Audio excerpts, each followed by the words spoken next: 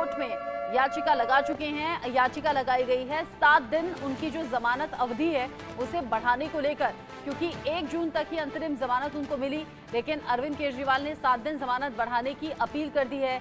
Medical condition के आधार पर जमानत बढ़ाने की अपील की गई है।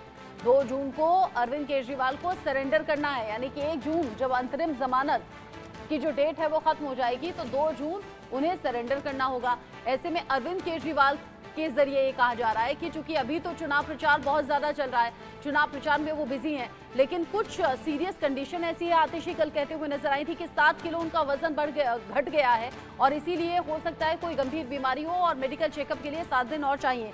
आशीष सिन्हा इस खबर को लेकर ज्यादा अपडेट के साथ जुड़ गए हैं। आशीष, 7 किलो वजन कम हो गया है, मेडिकल कंडीशन ऐसी है, कुछ टेस्ट जरूरी हैं जो डॉक्टर ने सजेस्ट किए हैं, 7 दिन जमानत अवधि बढ़ाने की मांग की गई है। इस पर सुनवाई कब है और गुंजाइश क्या है?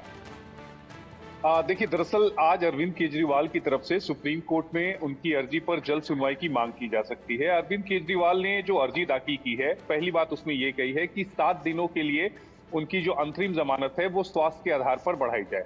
दूसरी बात, उन्होंने मैक्स के डॉक्टर की रिपोर्ट का हवाला दिया है और ये कहा है कि कुछ जांच ऐसी हैं जिनको कराना जरूरी है और इसके लिए उन्हें 7 दिनों का वक्त चाहिए।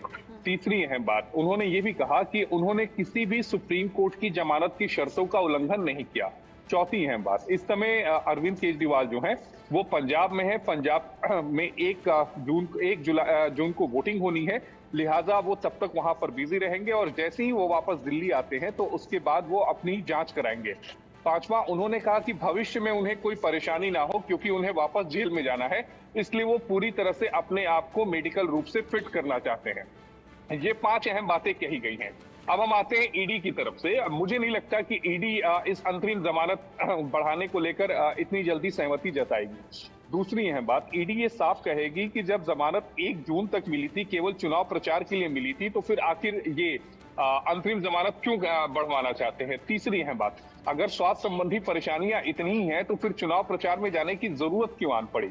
चौथी अहम बात, जिस वक्त अरविंद केजरीवाल ने ये अर्जी दाखिल की उस वक्त वो पंजाब में थे।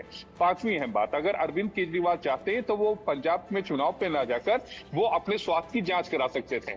छठी अहम बात, जिस स्वास्थ्य जांच की वो बात कर रहे हैं वो तो तिहाड़ जेल में भी हो सकती है। तो ये तमाम दलीलें जो होंगी वो ईडी की तरफ से अदालत में रखी जाएंगी। बहरहाल देखना ये होगा कि अदालत क्या जल्द याचिका पर सुनवाई के लिए तैयार होता है या नहीं। अगर नहीं होता तो पिछले आदेश के मुताबिक 2 जून को अरविंद केजरीवाल को खुद को तिहाड़ जेल के सामने सरेंडर करना होगा। ठीक है आशीष, आपने जरूरी जानकारी हमारे दर्शकों तक पहुंचाई है और बताया है कि कौन कौन सी दलीलें हैं जो रखी जा सकती हैं और कोर्ट का क्या रुख रह सकता है। अब आगे जो अपडेट होगा इस खबर पर आपके जरिए दर्शकों तक पहुंचाएंगे, लेकिन आप रहिएगा, अगली खबर स्वाति मालीवाल से जुड़ी हुई है, उसको लेकर भी अपडेट आपसे हम जानेंगे। स्वाति